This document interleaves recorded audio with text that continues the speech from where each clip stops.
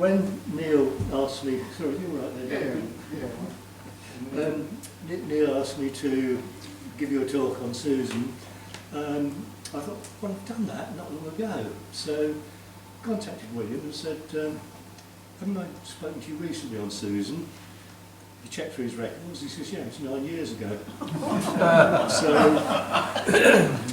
what I thought I would do is give you a little bit of history, to start with history of Susan, to remind you how important she is from our point of view, and then talk about the restoration and hopefully where we're going in the future.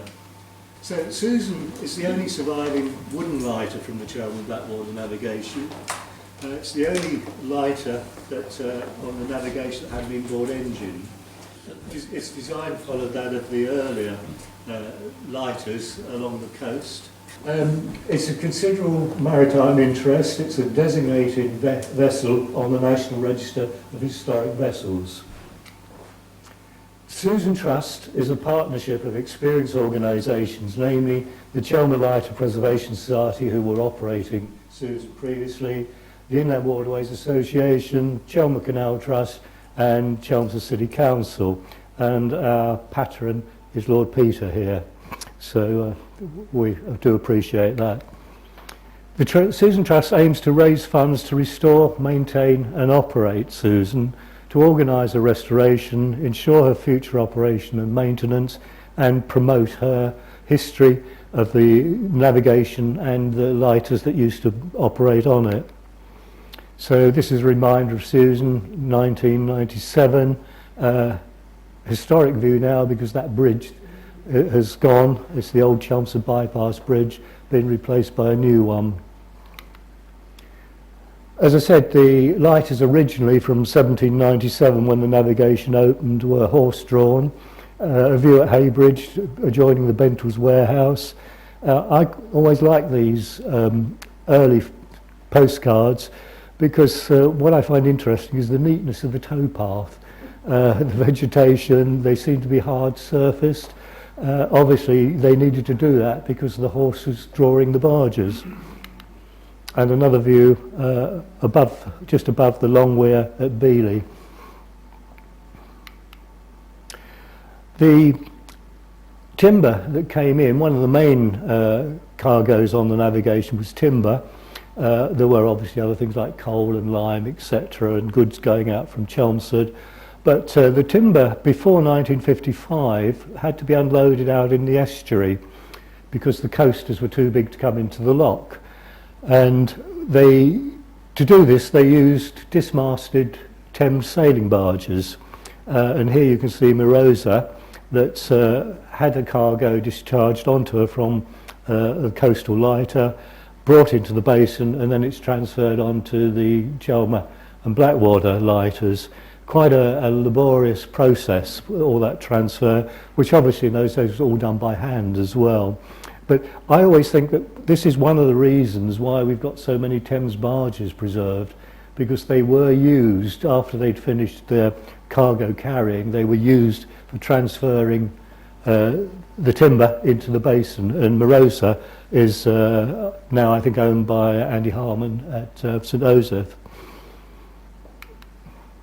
So Susan was built for Brown and Son timber merchants in Chelmsford in 1953 by Priors of Burnham on Crouch. She only worked until the late 1950s, after which time she became a maintenance boat for the Chelmer and Blackwater Navigation Company. Commercial traffic actually finally ceased in 1972, but with Susan the original engine, the Thornycroft engine, was removed when the navigation company decided they no longer needed her, and IWA purchased her in 1976, basically to stop her being broken up. The reason the Susan ceased operation was because the lighters were now going over to steel construction, and they had a harbour master motor on the stern, which was basically an outboard motor. So it took up very little of you can see the outboard here. It's a Ford tractor-based outboard, but it meant that all the rest of the deck could be used for cargo, whereas with Susan, almost a third of the deck was taken up with the engine installation and propeller shaft. This is Julie, which is still used by Essex Waterways as a maintenance boat. So I think she, as far as we know, she's the only surviving steel lighter now that's in existence, although there were rumours that there were a couple still on the Thames somewhere. So this is 1976 when IWA purchased her, and I was quite surprised when somebody gave me this photo, or I came across it, because this guy sitting on it is me. And yeah, it was purchased by IWA, Chelmer branch, to save her being broken up. But in 1979, the Chelmer Lighter Preservation Society was formed, and they took on Susan because they were in a position where they could preserve her in working order. They were able in 1981 to buy back the original engine and install it, and then they continued with working parties to maintain her and actually operate her with their volunteers. And they used her at quite a lot of events on the navigation. So here we are, 1979, in the Coal Wharf at Little Baddow, sunken at that stage when they took it on. It was left sunken quite regularly because that would help keep the timbers swollen. And again, we think this is 1981. This is at Sandford, with the navigation lowered. You can see there the water level's been lowered completely so they can pump her out. And there she's raised at Sandford. Again, interesting slide because you've got none of the moorings, none of the recreational moorings there in 1981. They would come later. It wasn't really until the sort of 1974 or so that the navigation was opened up to recreational craft. I can remember going to the manager at the time, Commander Holloway at Paper Mill, and said, "I'd like to bring my boat on your navigation." And he said, "You want a what?" I said, "I'd like to bring my boat on the navigation." He said, "Bugger off." So I did persevere, and we did manage to get our boat on the navigation a few years later. But I think the later director who took over for him, who was much more cooperative, he did say with Susan, "I don't really want that boat on the navigation. It's a liability," because of the number of times it had sunk and then having to refloat her. So this is the Chelmer Lighter Preservation Society on board Susan, the original engine installed again and operating her coming out of Sandford Mill. Some of their volunteers on board.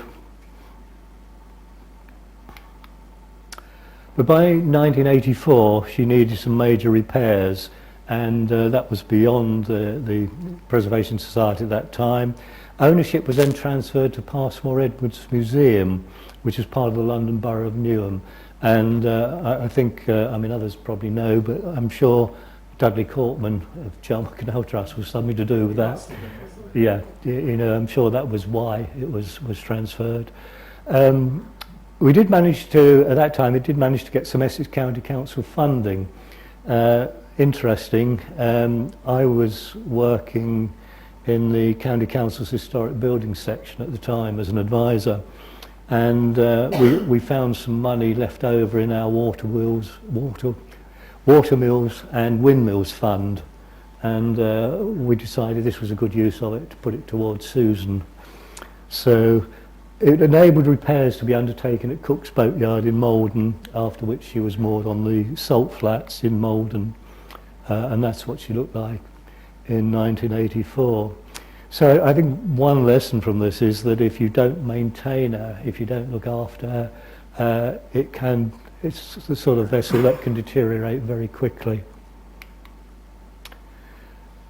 In 1991, it was donated, Susan was donated to Chelmsford Museums and brought up to Sandford Mill and put on a mooring there.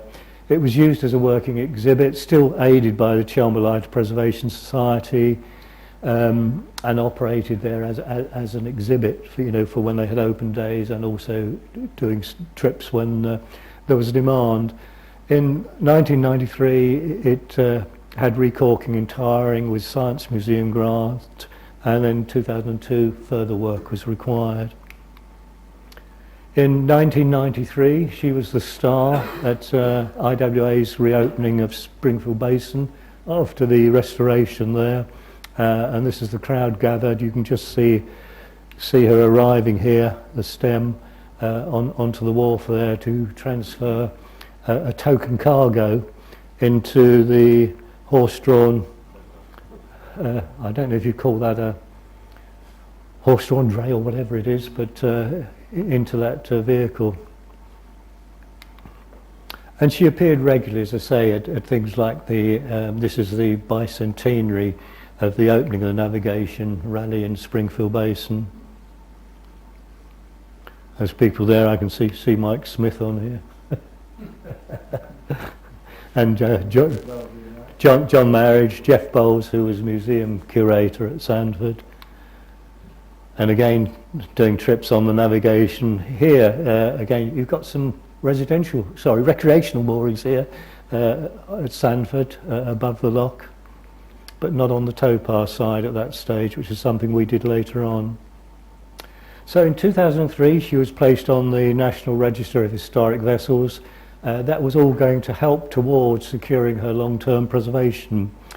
But it was found at that time that the bottom had been eroded very badly by gribble attack, and the council decided they could no longer operate her. And they didn't have the funds they claimed to do that. So they suggested that they kept her at Sandford Mill, but they turned her into a land-based exhibit. They actually put her on a plinth, with an interpretation board, and left her there. There was quite a lot of us who actually opposed that.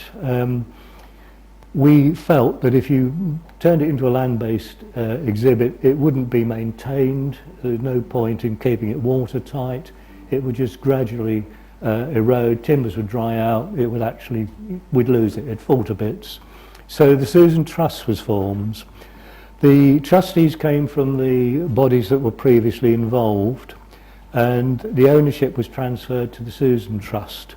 And the council agreed to this and actually gave a dowry of £25,000 with the handover to start the refurbishment and repair of her. So then the Susan Trust fundraising began. This is the handover, 2005. Familiar faces here. We've got Duncan Lumley, Mayor, at the time. Lord Peter receiving the cheque, which he did pass over to us. And Frida Mountain, Frida Mountain, who is one of our trustees. So yes, there's the handover. And there she's on the mooring that was part of the agreement with the council, that she could be moored at Sandford Mill on a free mooring and remain as an exhibit there. Unfortunately, during this year, the council have now rescinded on that part of the deal, and said we can no longer keep her at Sandford Mill.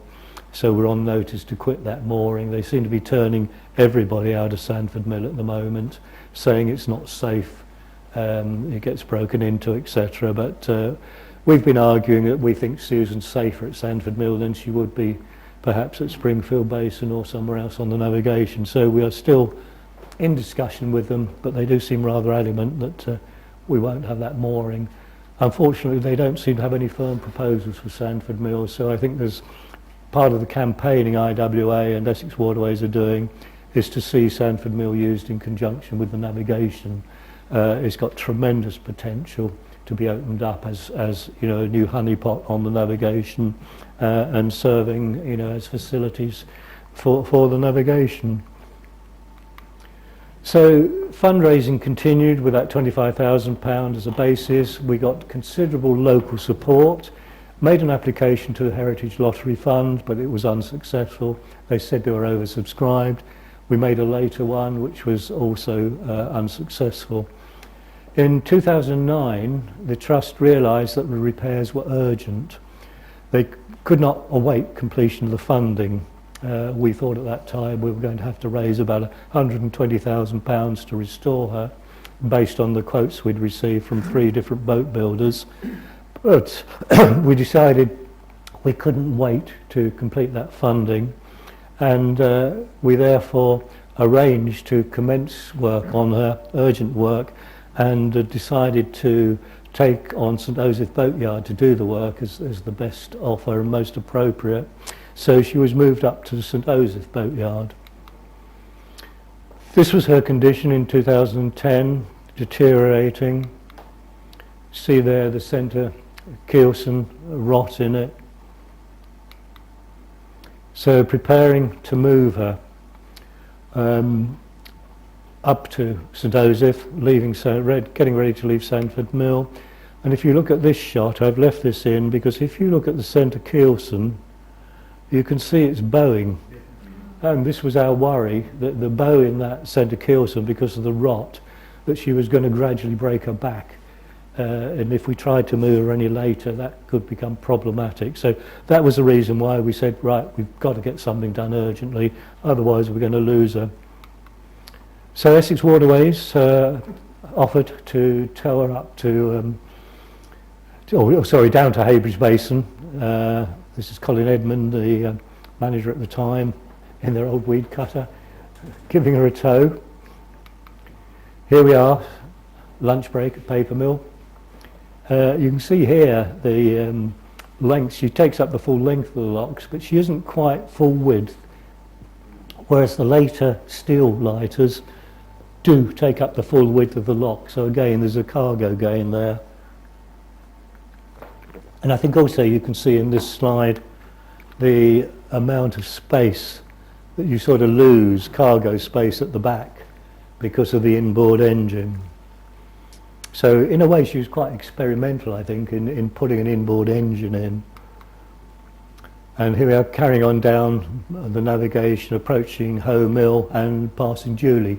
The lighter I showed you really, which is, showed you previously, which is used as a maintenance boat for Essex Waterways.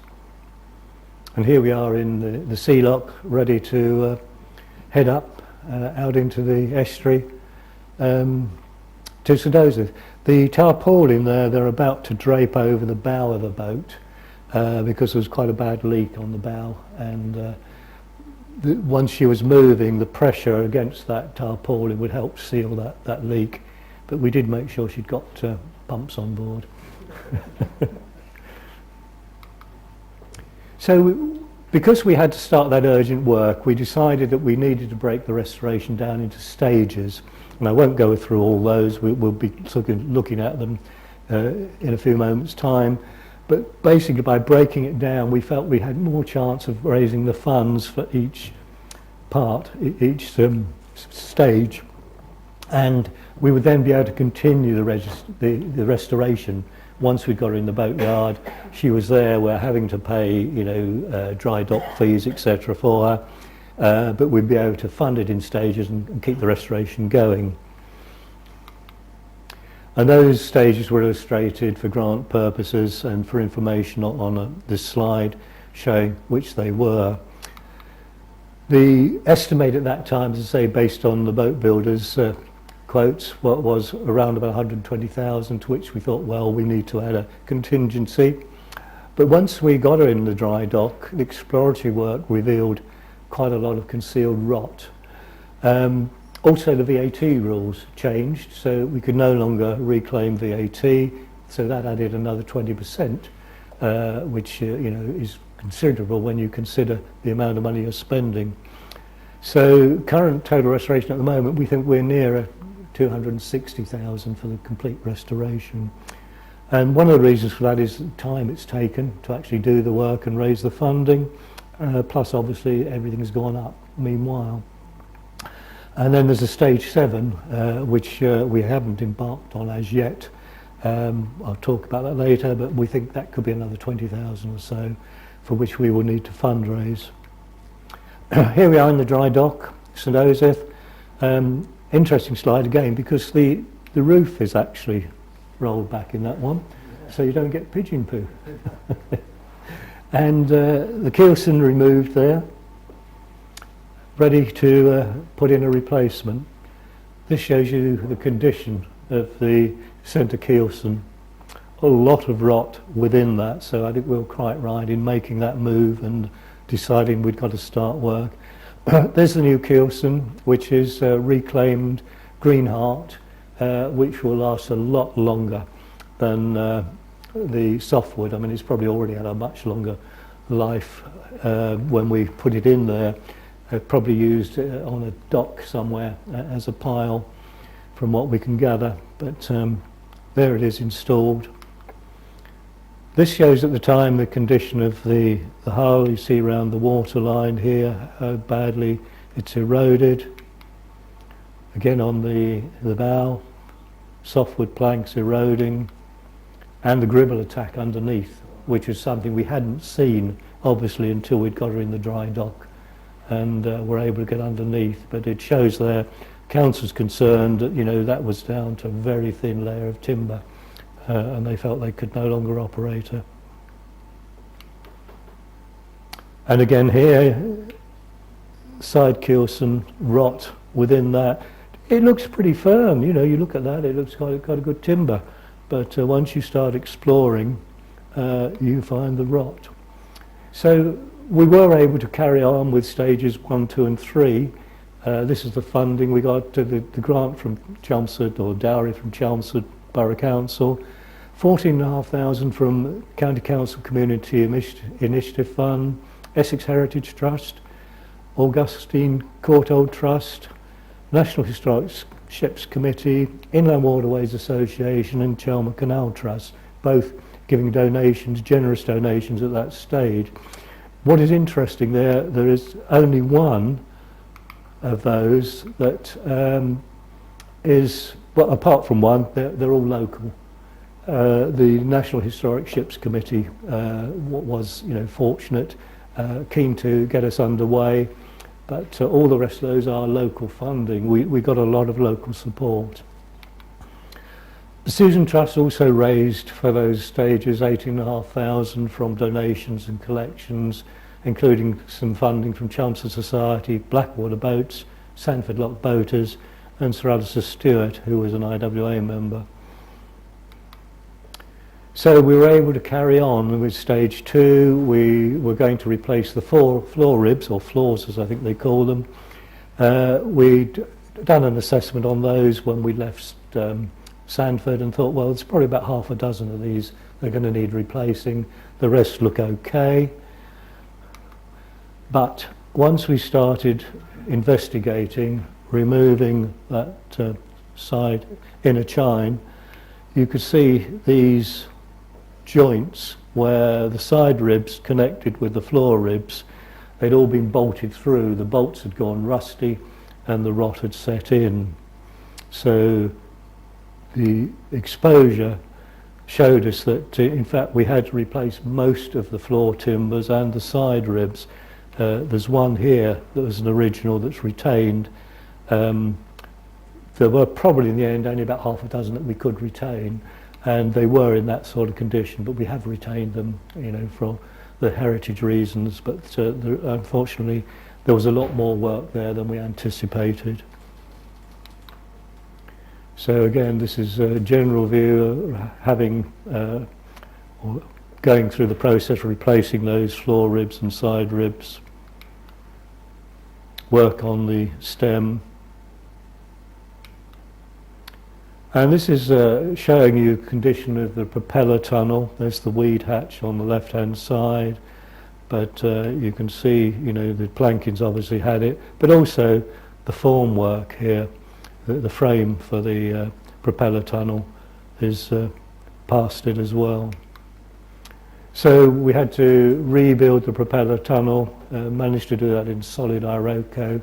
We took the decision to change from softwood to Iroko to a hardwood because spending all the amount of time and money on doing this restoration, we want it to last a lot longer than the previous restorations. And once the vessel's painted, you're not to know whether it's softwood or hardwood. So that was a decision taken. The other decision taken was that we would use stainless steel bolts instead of galvanized bolts. So hopefully we'd stop that problem here with the joints rusting and rotting again. Stage 3 work carrying on. So we'd completed stage 1 and 2 and 3. By April 2017 we completed 4A by then as well. What we did, because of the size of stage 4, we broke that down into 2 sections again, so that we could raise as much money as we could and then make a start on that stage 4 while we raised the rest of the funding. So by April 2018 we were able to commence stage 4B. One of the problems you have, if you haven't got the funding in place and have to stop work, you then find your boat builder moves off onto another project. And when you then get the money, say, right, we can go again now, we're paying dry dock fees, we want to get going, you then find you haven't got a boat builder. And you've got to search round and find who is available, who's capable of doing this work, where are they, can they come and work on Susan? Do they want to come and work on Susan? One guy came and he said, well, I'm not working on there, you've got pigeon poo in here and health hazards, and there's no way I'm working in there. You put her outside and I'll work on her. So we had to look elsewhere. So I think in all we've had probably 9 or 10 boat builders actually working on her during this period. So we're helping to keep boat building alive along the East Coast. Stage 4A, funding again, Susan Trust provided not only funding from their own fundraising, but we had purchased some timber. Essex Heritage Trust again gave us £5,000. County Council Community Initiative Fund, very, very supportive throughout our project. But this is an interesting one, Prism Fund. Our first big external grant, £20,000 from the Prison Fund, which was a museum's services grant. So that gave us nearly £40,000 to carry on with that stage, which was the shear strakes or top planks, replanking the sides, the chines and the inner chine. So quite a lot of work in that. And here we are, top chine actually installed, bottom. And these planks all had to be steamed because of the curvature on the boat. They had to be steamed. They were put inside a polythene tube, polythene canvas type tube, and then steam pumped into that till we actually had got them into shape. And they could then, the tube could be removed and they could be fixed in position. If you didn't do that, they would spring out. And we did have a case, I think, when we had her on the dry dock, later on the slipway rather, that there was one plank that had sprung slightly. So, that is a boat building process that has to be done. And here we are, another view of what I think is some quite good workmanship there. And the side planking. And of course one of the other problems is when you're in the dry dock for a long period, your timber does still dry out, so you will get these cracks appearing which will have to be stopped at a later date. But again, that is part of the shrinking and movement of the timbers when she'll be in use as well. Another general view showing taking shape, beginning to look like a boat again. So, stage 4B was replanking at the bottom, replanking the propeller tunnel. Our estimate at the time was 33,000. Quite a difficult job replanking the bottom. And we did manage to find a new boat builder. More about him in a minute. Funding for that stage here, again we're now getting, not only Susan Trust still raising money, but we are beginning to get money from outside the area. County Council Community Initiatives Fund again. I did make one application to them and they said, well, you've had a lot already, and didn't give us any that round, but they were very good to us. £1,000 from the Co-op Bank, IWA London branch there, so we were able to make a start.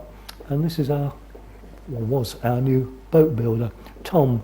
He'd been an apprentice at St Joseph Boatyard working with the other boat builders there, and they felt that he was now ready to take on a project and look after a project himself.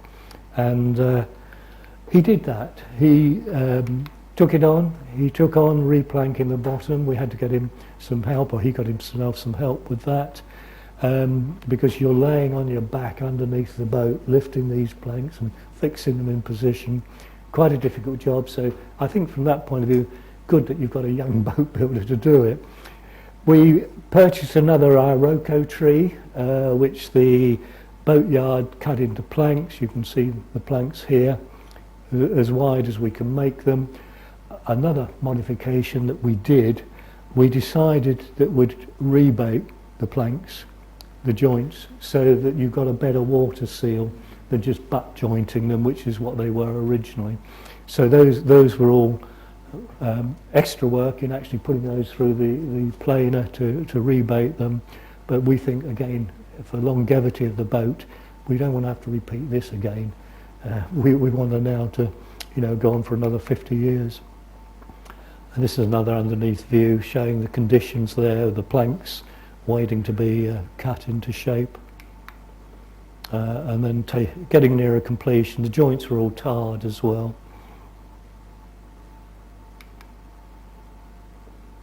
And getting even more like a boat. I think the quality of the workmanship here we were quite pleased with from Tom.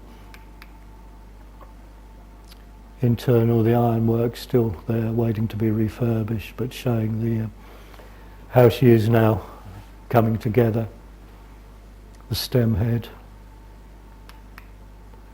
And the stern. The stern was actually still in good condition. We have a suspicion it may have been replaced previously, but that was still in good condition, and the only part of that we had to renew was the mounting pillars for the rudders.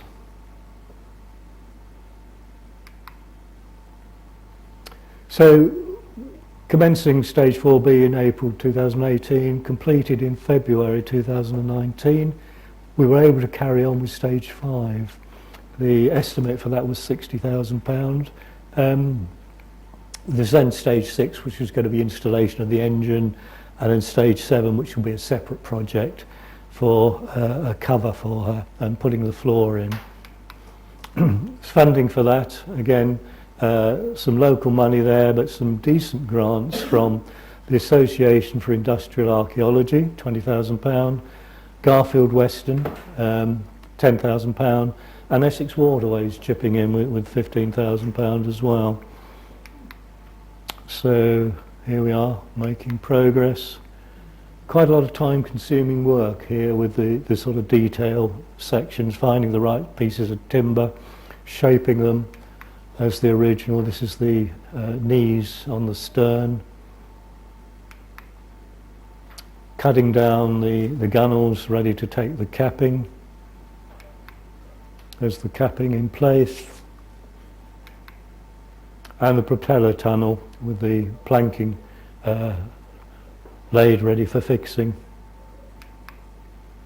I apologise for that slide, it's a little bit blurred, but this shows the dead wood, which is this timber here, which in itself is quite a challenge because the propeller shaft has to actually run right through that to the propeller tunnel. So that has to be drilled to take the propeller shaft, and that work has got to be very accurate to line up with the propeller tunnel, the bracket there, and the engine. And this is an earlier view of the stern showing the weed hatch, and there's that deadwood, the original deadwood there. So there's the weed hatch. Once we took it out, we found again that it got quite a lot of rot rusted through. The main frame had actually gone, and so we had to send it to our blacksmith, get it rebuilt. We were able to save the hatch, even though it needed some welding up, etc. He was able to actually reuse that.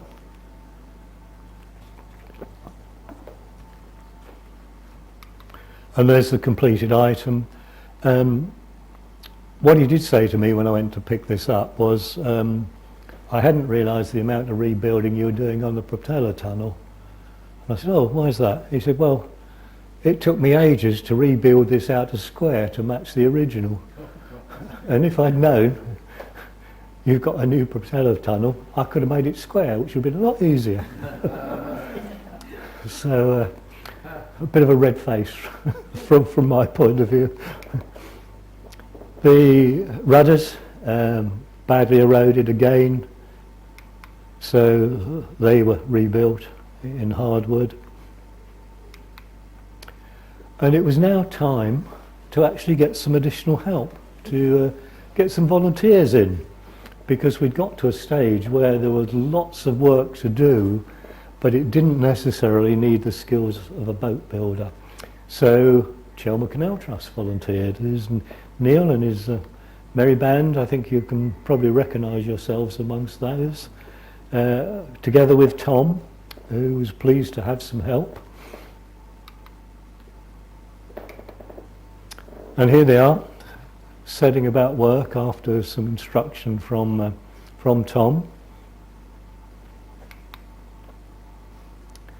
And the work they were doing was actually plugging the fixings in the hull where the planks had been bolted through. They had to screw in timber plugs, glue and screw them in, hammer them in to seal them. And there were hundreds of these, weren't there, Neil? Sure, there were several people here.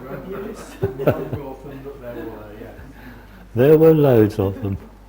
So I'm still don't understand why we had to get the grain lined up on those plugs. Because they can paint it. It's also to do with the way that you actually chisel them off afterwards, getting your grain going with the grain. Yeah. But I think too, there's probably something to do with swelling. That you're hopefully swelling the same way with the grain matching. Well, we did get the grain lined up anyway. I didn't check them. We checked everyone. You did, well, I was relying on you. And here we are chiselling them off because again you've got to have a smooth finish to that hull. And there's that smooth finish. Yeah, you can't spot those plugs. And again, the volunteers were able to carry on and do some painting on her as well. A lot of painting. Yep. Including inside the hull, and I had mentioned pigeon poo. Unfortunately, we were suffering that because there was quite a break in the work on Susan, and the pigeons sort of took over the dry dock. And despite the effort of the boatyard, they were still there. You see there's one of the original timbers, and another one back there. So there are still some there. And there are other volunteers too. David Goodridge, our treasurer, and myself said, well, we'll undertake refurbishment of the ironwork to save having to send that away. So we did that refurbishment. Easter 2023, I had a phone call from the boatyard. And they said, well, got some bad news really for you. The dry dock has sunk, but Susan has floated. And fortunately, we had done painting on the hull. The hull had been waterproof, painted externally. So in some ways we said, well, actually, this is probably good news. She's now afloat. It saved us from having to say, right, we're ready now to come out of the dry dock. Pushed us into getting her out. And so we said to the boat, yeah, well, what are you going to do? He said, well, we've put her on a slipway, so you can carry on work there. So from our point of view, I think that was quite handy. it meant that we're into progressing completion of the work. Weather was fortunately with us, so here she is on the slipway, hull protected, and she looked massive when she was on that slipway, and I was thinking, we've not made her too long, have we? And here are the Chelmer Canal Trust volunteers again, happy band inside, painting, no pigeons this time. But you did have a bit of water in the bilge, didn't you? You had to regularly pump out. Yeah, yeah, so here's the painting taking shape. And then the next stage is propeller shaft, and we took the original, or the previous propeller, which was that one, to several specialists to get it repaired, because you know it's quite badly damaged actually on the edges, and you know you can repair propellers. We took it to three or four, I think it was, different specialists. They all said no, beyond it, sorry, can't do anything. It's oxidised, you can't bronze is oxidised, you can't do anything with it. But also it's obsolete. You won't get a propeller like that anymore. The shaft size is obsolete. It will cost you a fortune to actually get one made, if you can find anyone to do it. And we also looked at the propeller shaft and stern tube, and that needed a new bearing. The bearing was white metal. So well, where can we get white metaling done? And again, we visited several people we found. Specialists that now do white metaling, quite rare, but we did find one down in Malden who inspected it, others who'd sort of mentioned prices, and they were quoting about £2,500 to do remetal a bearing. So with a bit of further investigation, we found that we could buy a new propeller, a new shaft, a new stern tube, and all the fittings for virtually what it was going to cost us to get these repairs done. So we took the decision, we'll have a complete new prop shaft, propeller assembly, and again, we're working on a vessel we see as a working vessel for the future, so we want to make sure that she's operational. So this is an earlier view again, but there is that dead wood that's got to be drilled. By this time, Tom, our boat builder, had gone AWOL, disappeared, and numerous attempts to say, well, Tom, are you going to finish? You know, where are you? Didn't reply to phone calls, texts, emails. Nobody knew where he was. We concluded that he'd given up. He didn't really fancy drilling that deadwood. And as I say, we haven't really heard from him since. We've paid him up, and I don't think anybody knows quite where he is these days. But to drill that, you need an awful long drill.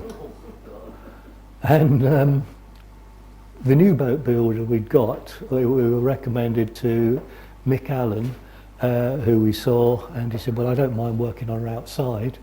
And yes, I can do all that work for you. Everybody else said, yeah, he's the bloke who can do it for you. So his first job was to find a drill bit, and he did manage to actually source one, I think, on eBay or somewhere else at a reasonable price. So that's the drill bit. And I was quite surprised to see a little normal drill on the end of it. We thought it was a joke when we saw it. But no, Domestic drill. Yeah, that did the job. I thought, I'm sure my drill wouldn't do that. And there we are, drilled, installed, new shaft. There's the deadwood, the end of the deadwood again, with it installed, the propeller installed, the original bracket, supporting bracket, all in place. So yeah, good job done. So we were then ready to move her from St Osyth back to the navigation, because obviously while we were in St Osyth we were paying dry dock fees every month. I mean, they were very reasonable. They hardly went up during the time we were there, and I've got to admit the boatyard there were extremely good to us. considering the time we were there in the dry dock. But yeah, Chelmer Canal Trust, several of the volunteers said, we'd quite like to do the trip. So we managed to arrange with the boatyard who were going to move her. Part of the move was being paid for by a planing machine that we'd bought earlier, and said, well, we can let you have it. And in return, they said, well, we'll do part of the move for you in return for the planer. But yes, we arranged with St Joseph that some of the volunteers could go on board. This is Joe Harmon from the boatyard, who now runs the boatyard at St Joseph. He took over from his father Andy during our project. Here they are, getting ready to set off from Brightlingsea. The boat had been moved down to Brightlingsea the day before, ready for an early start, wasn't it? It was a very early start. 6 o'clock? From Brightlingsea? Yeah, I think, what time did we meet at, we met at Heybridge, was it 5 o'clock in the morning we met? I can't remember. It was just so early it would be impossible to put time on it. And here we are, journey home, passing Bradwell Power Station. Bit of skipper experience there. Ready for the future? I hope so. I was trying to make out whether you're enjoying that or not, Neil. It was still early in the morning. Oh, is that what it was? You're still waking up. Passing Ross Revenge, again, another boat on the historic vessels register, former home to Radio Caroline and current home to Caroline Coastal. And they're currently fundraising too, to put her into dry dock. And then arriving at Heybridge Basin. And I've got Chelmer Canal Trust to thank for these slides of their volunteers and the return journey home. Thank you for those. This is a nice, I think, aerial shot. And waiting to go into the basin. I think it was one of these that got featured in quite a few of the national magazines and local press. And waiting for the vessel to come out of the lock. Tide right to actually take her into the lock, and there we are, home again onto the Chelmer and Blackwater. So the next stage, stage 6, current stage, is to reinstall the original Thornycroft engine. Here seen at Sandford Mill, it was an exhibit in the museum when it was open as a museum. And we arranged to collect it. Essex Waterways arranged with us to collect it, take it to Heybridge Basin. And it's then a question, well, you know, we really need it on the other side of the canal. So here we are, unloading her at Heybridge, flying engines, ready to install. And the other part of stage 6 is putting a floor onto those ribs. And we've been fortunate in had a donation of the materials for this, which is a resin bonded board. So again, we're looking for something non-slip that's going to last, you know, for a long period. And this is one of the floor panels that I made up last week. A couple of these as a trial to take them over and fit. And then once we've got that sorted, I'm probably going to be looking for a volunteer or so with a bit of carpentry experience to help me do the rest.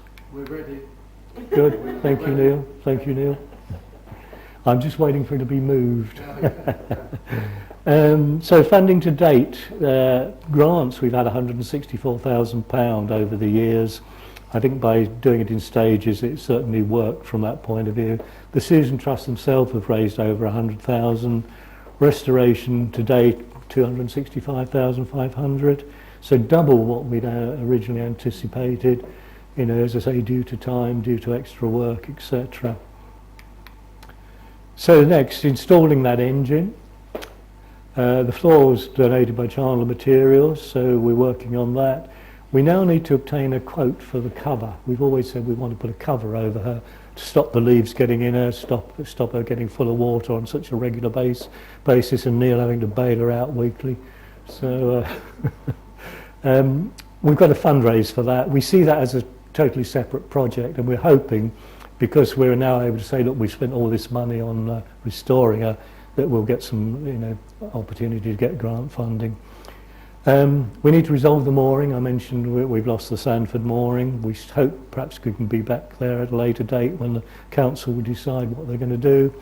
And the plan at the moment is for Essex Waterways to operate it with their volunteers to do trips, probably from the top end of the navigation, probably using the booking service that they've already got in operation, because she won't be running on a daily basis. It will be, special occasions. Probably have to be 2-hour trips, I think, as well from Springfield. That's a bit of a washed out slide, but the cover, we're currently looking at quite what we do on that. This is a slide from the IWA rally in 1973. She regularly had this sort of cover fitted when she was used for public trips, as here, when she was used for directors' annual inspections. So this may be an answer to have a sort of semi-permanent cover, so that when you're operating her, you haven't got to keep rolling back a cover, refitting it afterwards. You can simply drop the sides and maybe have a removable section front and rear. Started discussing things with a canopy maker, and it's obviously it's going to be quite a big canopy, whatever we do. But that's one of the options we're looking at the moment. So hopefully next year we will be back in operation, possibly from Springfield Basin. So the future, we're going to use her for public trips, continue using her as an educational heritage exhibit, using her to interpret the navigation and the lighters that used to work on there, fit the cover. We need to tar her hull regularly. We also need to put her out in the estuary regularly, because the salt water will help cure the gribble problem. So that's something that I think we should be able to do at Heybridge Basin. And as I say, continue the use of volunteers in her operation and maintenance. And that's something that's quite interesting, actually navigating her through Baddow Meads, where you've got all the twists and turns and you find that she skids and doesn't want to go around the bends. So that will be quite an interesting thing to do. Well, two of us here know how difficult it was to move her from the lock gates, or from in the lock, 100 metres, and she didn't respond at all to what she was supposed to do. No. Well, so we get that. Yeah. Well, I have steered her coming down from Sandford to Heybridge, and I only hit one bridge. Oh. And I blamed that on the towboat. He took the wrong line into the bridge, so I hadn't got a chance of getting through the bridge hole. So anyway, fundraising continues. We're nearly there. This is our website. We're hoping to add your continued support, and this is part of our fundraising. So thank you from the Susan Trust, and thank you for Chelmer Canal Trust use of your volunteers. And I don't know, William, whether there's one more on that. No, you haven't got my. I've got one with the engine, but it's probably. Yes.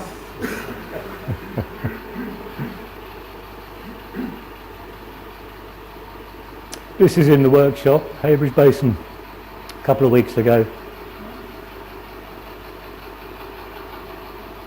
with our engineer Grant having got it running.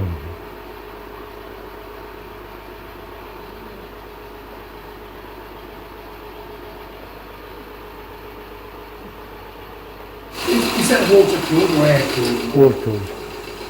Oh, yeah. So you use the raw river water for that? Yes, yeah. So thank you, William. Well, boys, thank you very much. I'm sure, don't want to exclude other people, but I'm sure many of us related so much to individual views there that we were up close and personal to that. So Roy, thank you very much. We'll thank you now that we're going to come back up and get our drinks to ask questions and discuss and so on. But for now, Roy, thank you very much.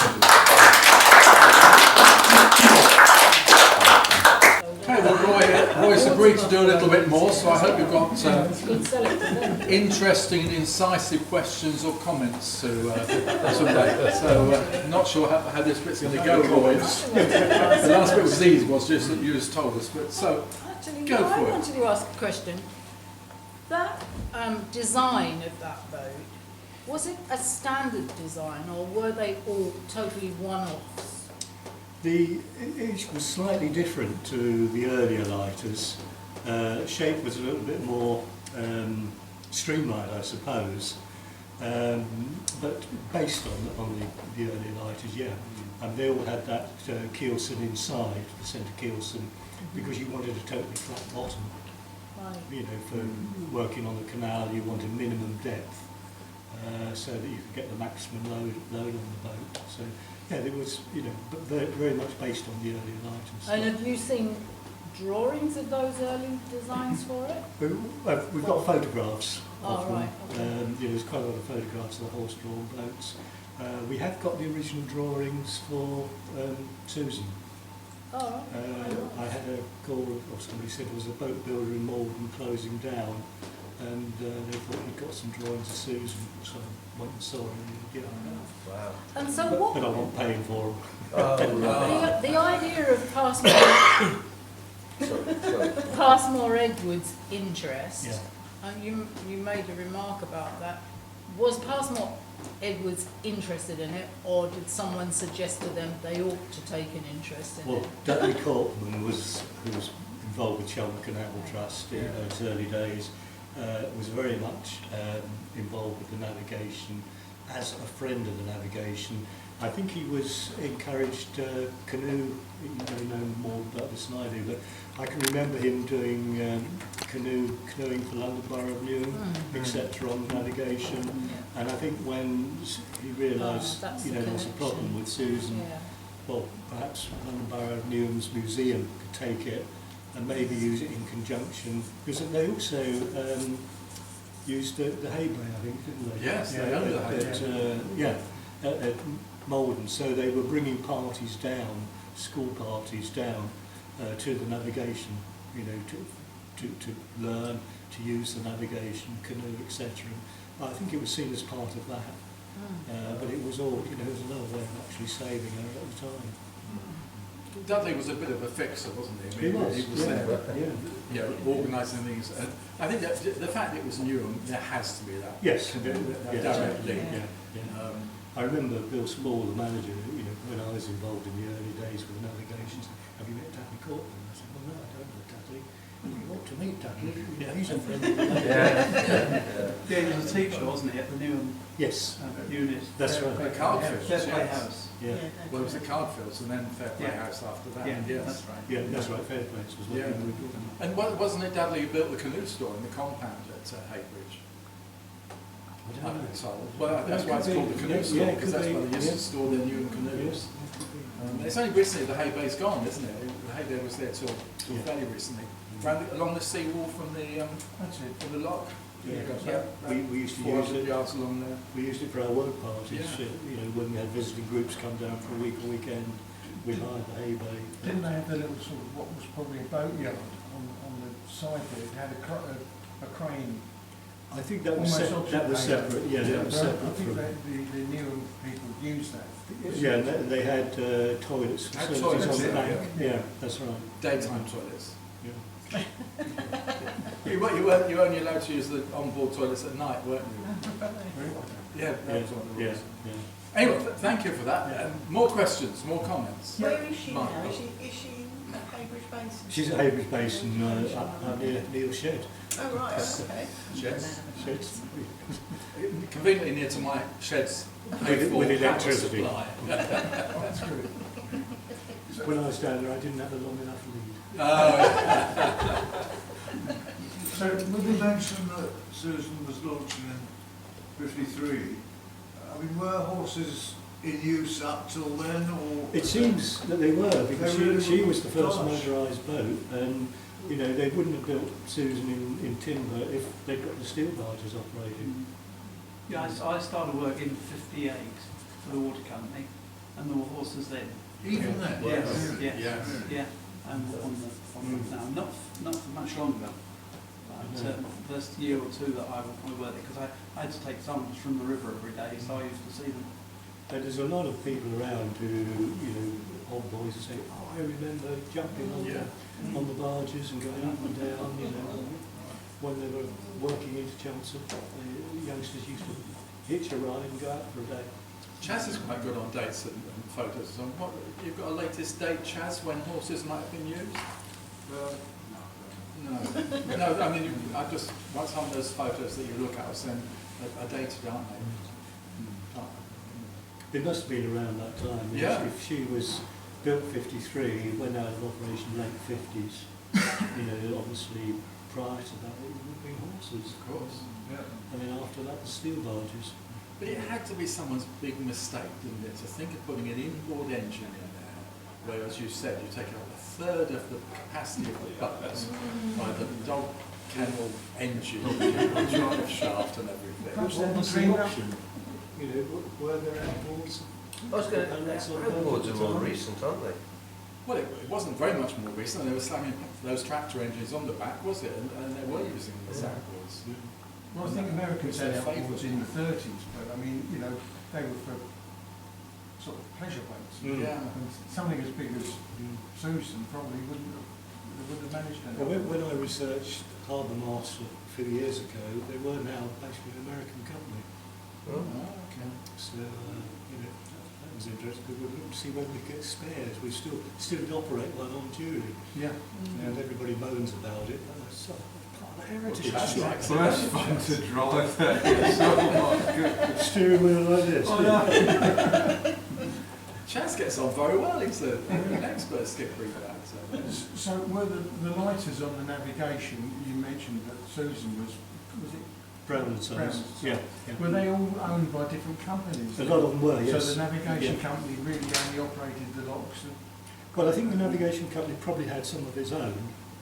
I was thinking about the Harbour Master boats then, you know, Yeah. there were several of them. So. Yes, I think they belonged to the navigation, as far as I'm aware.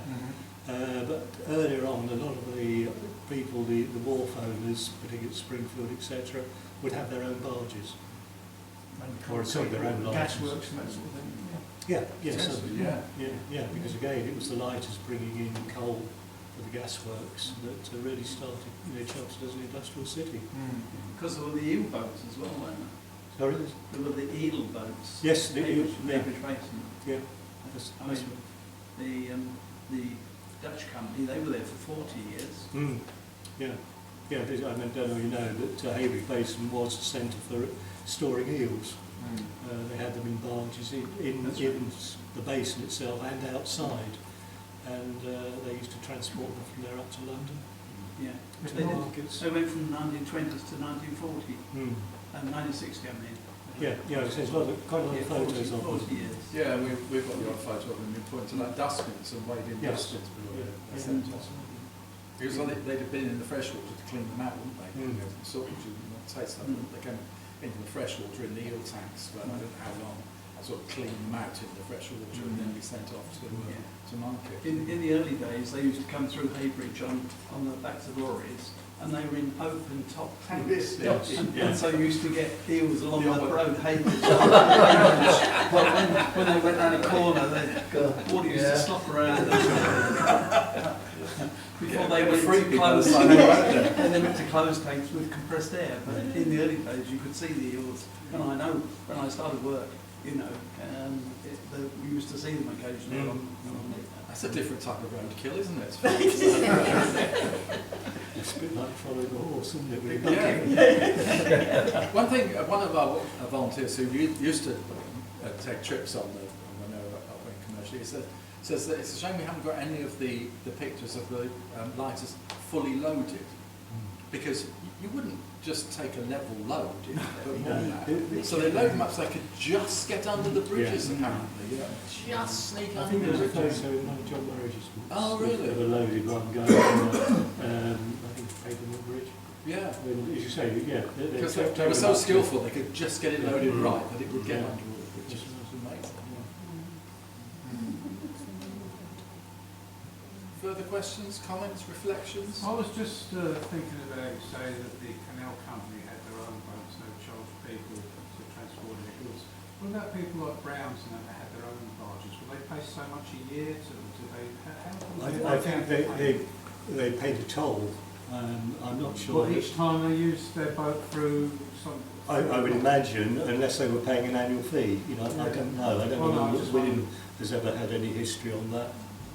They probably have a river warden who walked up and down checking licences. Yeah. I imagine the lockkeeper at Haybridge would know, you know, what's going from there. Or because it went through paper mill. Or paper mill, yeah. That's right. I mean, I know I said this before, but having been up close and personal to Susan, I mean, I just found that so interesting, knowing where it's come from, and we only saw it in reconstruction. We only saw it with the new wood there. But seeing those pictures of the keelson and so on, those rotted timbers, made it even more sense. But the amount of work that was done on it was extraordinary, wasn't it? You talked about those chines, you know, bending those around huge pieces of wood and keeping them in place and so on. And then us going on and doing it. The boatyard, you know, slicing up the trees. Where can we buy an oak and a tree? And we bought a couple, you know, and we sliced them up. And Well, we had our refreshments one day, didn't we, in that hut where they had that saw, that, you know, the bandsaw thing that created the planks. Do you remember? I don't think we could have been You weren't there. there. It was a very impressive saw, you know. No wonder they wanted it. yeah. But I think one of our aims originally was to help keep boat building, etc., going on the East Coast. Yeah. I mean, we've got the Heritage Harbour designation, Mount Pilgrimage. Yeah. But I think everyone's keen to make sure that we boat building still goes on, repair still goes on. Yeah. And we keep these boats alive. And I don't want to speak ill of Tom, and we haven't actually spoken ill of him, but he did go very well, and he did a great show. But he did at one point offer to be a volunteer. After this, he offered to be a volunteer. But we never actually saw him. He did say, I will do that free of charge Yeah. when I finish. But he was an interesting guy, wasn't he? He taught us a lot. No, he did a good job. Yeah, he did a very good It job. was very annoying when you were home because you didn't know where you were. Are you away? What's happening? Are you ill? Yes. Are you coming back? Yeah. Because we need to carry on. And We understood he was off building wooden houses. I had ruins that he was doing carpentry elsewhere. But he also had a boat in the boatyard. Yeah. Which he'd started a most weird conversion of. Nobody ever saw it, but it was a weird conversion. He thought, what is he up to?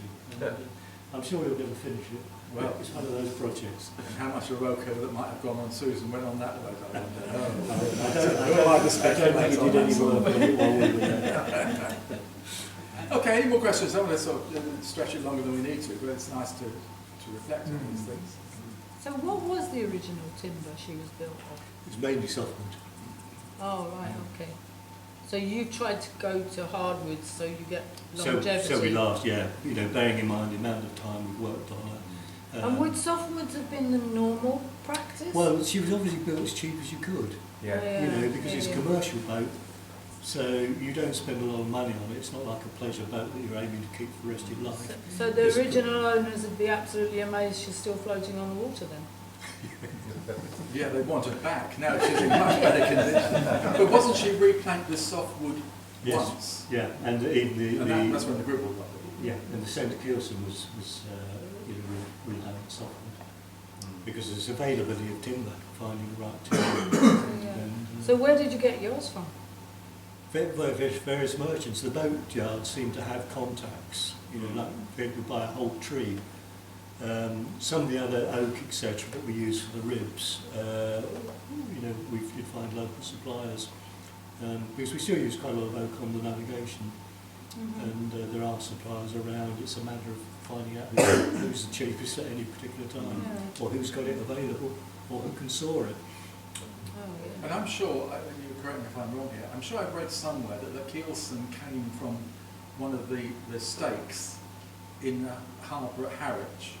Yeah, the new one. The green harbour. Yeah, it was on a wharf somewhere, and that's you right. could be right. Yeah. Because where they've replaced wharves, not only in that area, but I think in other areas of London, they found the green hut still in really good condition. So that's a really good bit of recycling. That thing's been there as a wharf for maybe 20, 30, 40 years, comes out, gets cut up and put in the Susan and And Still that's as good as because, oil. you know, finding a piece of timber that length today is Yeah. difficult. What is gribble? It's a crustacean, it's like a little worm Oh, right, okay. that Yeah. eats into the timber. And that's freshwater. Yeah, but I think there is also saltwater gribble. Yeah. So To read on. by mixing Yeah, the so- two, so- hopefully The advice from the boat club when they left us at Haybridge was bring it out into the estuary quite often and chuck salt water inside. Get buckets Yeah, of salt water yeah, and yeah, chuck pickle it it. inside, so that hopefully when that evaporates, the inside is very salty. So a bit of rain won't mean there's lots of soft water there. Yeah. It'll still be salt water for quite a long time. Which is why I have to declare a self-interest here. I'm surprised you want it at the top end of the navigation, because if it was at Haybridge Basin, it would be easy to take out into the estuary, and it would be an easy place to take trips from. You want it out somebody's shed. No. I wouldn't mind actually. Keep pumping it out. Just final decision hadn't been taken, but that's our thinking, because we Yeah. haven't got anything operating at the top end. I mean, we'd have a sitting boat on the rivers for a while, and we hope to put that back. But also you've got Sanford up there, which we're hoping in the future will be more of a Yeah. draw. Chelmer Waterside, that area is developing. I mean, there are hundreds, thousands of new residential properties, flats, etc. in that Yeah. area. So, and as I say, I mean, Haybridge, we've got a paper mill that does trips. So at the moment, it would seem that chance of the top end is better. Yeah, Chaz and I were talking about this earlier, but I don't suggest Chaz is agreeing with me, because we very rarely agree. Very with rarely. We remain friends. We do remain good friends. But for instance, you could do a trip, and I am trying to be persuasive here, let me be honest about this. You could do a trip from Haybridge Basin up to Benton's, turn around and come back again, and that's all a boating trip. If you take a trip from Springfield, you've got to go through a lock. That takes 20 minutes each way. So it feels like from Springfield, you wouldn't have such a good boat trip as you would from Haybridge. Well, you get the lock experience. Well, you would get the lock Yeah. experience. Yeah. And if you wanted the lock experience, you could, of course, from Haybridge go even further to get the Beeley lock experience. as the day's adventure trip. From Haybridge, it's the one-day trip, with the barbecue and the things at Beeley before you turn around and come back again. I think I'm imagining specialist trips, not just. I think that's what it'll be. If it's from Springfield, it'll probably be a 2-hour trip through the lock, down to Barnes, turn back through the water Right. meadows. Yeah. So you're experiencing the built-up bit and then the water meadows. But it'll be a 2-hour trip. They'll be booked online, so you're not sitting there all day thinking, is anybody going to turn up? Yeah, Because so- there's no footfall really at the moment around Springfield. No. But that will change.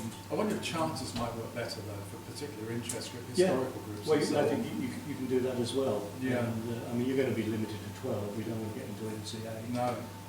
at all. So, and I would have thought with a 2-hour trip, specialist boat, you charge a premium. Yes. You're going on the original license. Exactly. That's extra. all the promotion. And you can even crank the engine over. Well, but didn't the engine start first time? I I mean, it's I think got so, to clean it out, yeah, but I've yeah. heard it started first. yeah, pull. no, I don't think we struggled, but it is quite an effort to actually do that. Get the flywheel moving. Yeah. Amazing. Well, enough reflection. We've all got homes to go to, haven't we, and lives to lead. And I'm not suggesting we're not leading our lives here, but we've got lives to lead elsewhere. So again, Roy, thank you so much for an interesting talk, for responding to the questions and so on. We know you're good value. We knew we wanted you to be good value. Not to say the rest of your trustees aren't good value, because one of them sitting behind me here. But no, thank you, Roy, very much indeed. It's been a very interesting evening. Thank you very much. Thank you.